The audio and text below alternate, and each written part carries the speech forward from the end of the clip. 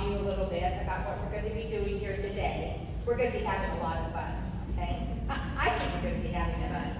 At the beginning of the LGA year, Penny Kunich asked Rosey and myself to start a mentoring program. Our challenge was to make our new members feel welcome, review golf rules, talk about golf etiquette, and then go over what the LGA has to offer. We've taken them out to the course. We had Gail Kidd talk about scorecards and gin, and we just done a variety of very nice things. Well, today I thought, let's inspire the ladies.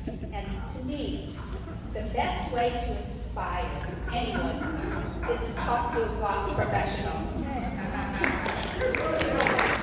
All of you. So we have so much talent around Trophy Club, and these ladies have a lot of knowledge and they have so much to offer and share to us that today, hopefully, we're going to all just hear a little bit about their personal stories and then walk away with a tip or two about how to play golf or what inspired them about golf, about the game of golf, etc., etc. Okay? Food is still being served, so it's still my time. Okay. So, I was reading some golf quotes and came up with one that golf is deceptively simple and endlessly complicated. It satisfies the soul and frustrates the intellect.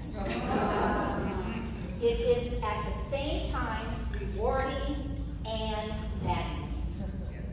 And it is without a doubt the greatest game mankind has ever invented. And that is what Arnold Palmer had to say about golf. Yeah, right. Okay. So, the format of today is we have each asked each of our professionals to stand up and give us a 5 to 6 minute presentation about their background, what they did, how they got started in golf. But in that, they can talk about anything. But in that, we also taking up some of their precious time, wanting them to describe their most memorable golf experience.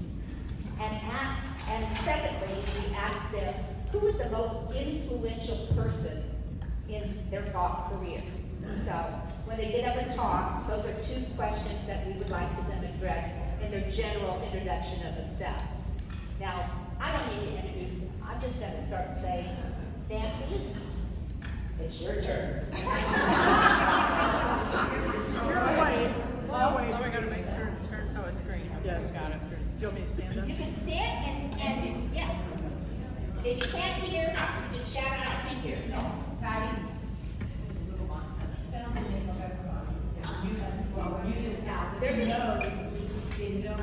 Okay. This is Nancy Bunton. She was a golf instructor in Fort Worth for a number of years. She'll tell you how many years.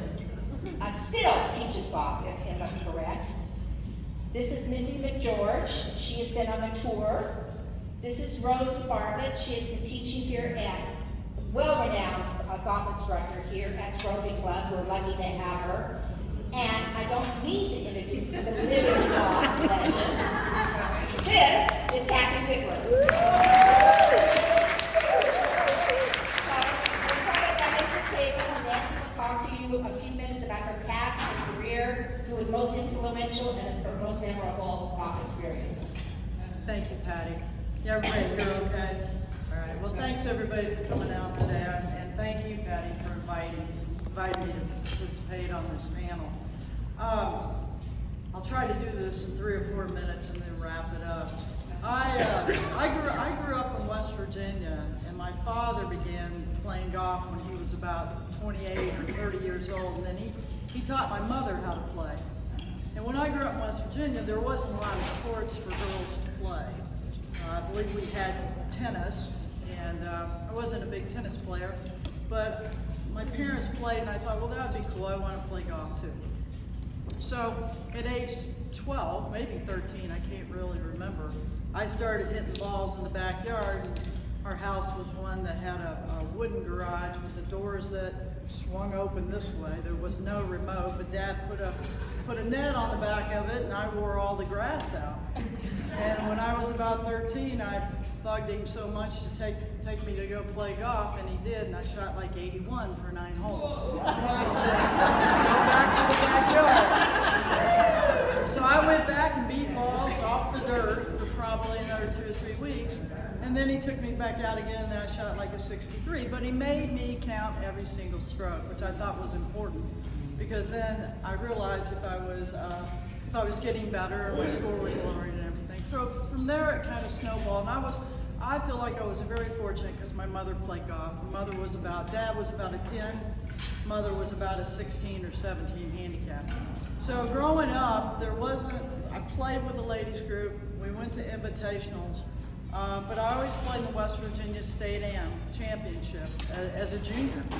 And Mother and I would travel to that together and stay in the hotel, and she would be like in the second flight, and I think I played, well, the first year I was in the second flight, and then I moved up to championship flight. So the success was pretty rapid, I think you could say, because I won my first state Am when I was 16.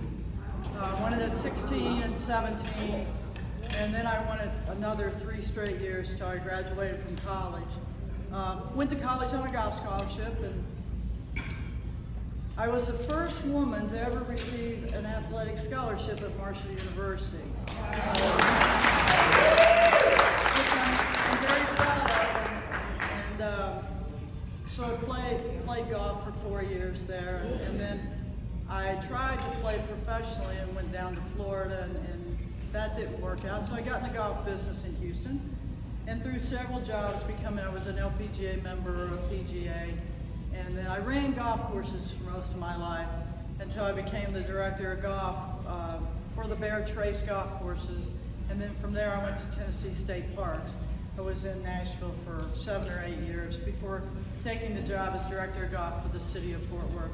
So this was my final stopping place. I knew I wanted to be back in Texas, closer to where my folks live and so forth. So when I retired in 2018, I wanted to get back into teaching, which I love so much. So I currently have been teaching at Rockwood Park Golf Course for the last 2 years, and I finally realized you're not really retired when you teach 4 days a week. So now I've backed it off to where I'm about 3 days a week. But to answer your question, I would have to say, and there's not just one person that influenced me. I have to say there were probably 2 or 3 people. One, of course, was my father and my mother. But there was a lady in West Virginia by the name of Maxine Gilmore.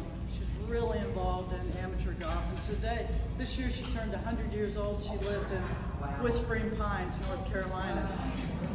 I was fortunate that she's like my surrogate mom. She took me to all kinds of events, and we didn't have a lot of money, so she helped me financially there, but we still keep in contact, so Maxine would be one. And, you know, Kathy probably doesn't know this, but growing up as a 13, 14-year-old kid, she was my idol. So I watched her on TV with my dad. I remember watching striding down the fairway at Dinah Shore. So when I got to play golf with her about 4 or 5 years ago, I'm sitting in my office, I get a phone call from Rosey. Rosey goes, "What are you doing?" I go, "I'm doing the same thing I do every day. I'm sitting at my desk, I'm looking at numbers, I'm trying to figure out how to get more rounds." She goes, "Well, what are you doing on Wednesday, like 3 weeks away?" I said, "The same thing I'm doing now." And she goes, "Well, do you think you could go play golf?" And I said, "I don't know, what you got?" So she said, "Well, I want to invite you to play with myself and Missie and Kathy over at Vaqueros." So I walked down the hall. I said, "Hold on." I walked down the hall. Richard Zavala, my boss, and he goes, "Well, of course you can. You don't even have to ask me." So I had to share that. So that was great. But the stupidest thing I asked her was, she's putting, you know? And I go, "Is that the putter you used on tour?" She goes, "Well, no, it's not the exact putter. That one's in the Hall of Fame."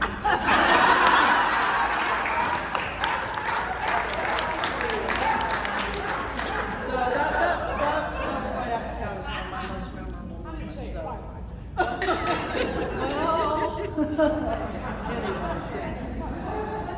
Thank you, Miss. Yes.